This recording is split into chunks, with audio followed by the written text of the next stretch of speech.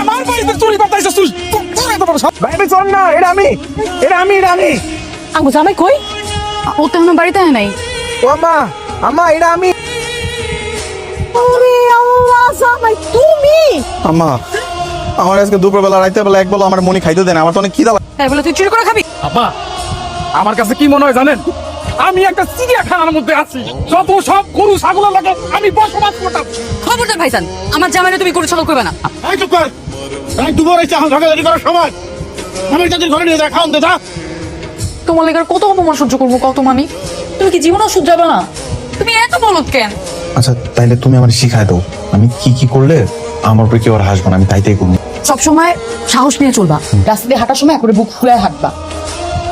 এই তোরা তো বড় সাহস, তুই আমার ধাক্কা দিলি? তুই জানোস আমি কে? বাঙ্গির পুত। বিয়াদব, বাপের বয়সে শ্বশুরে কেমন করে সম্মান করতে তাও জানো না? বাড়িতে চল তার বুঝাইতেছি। আব্বা, আব্বা ভুলে গেছে।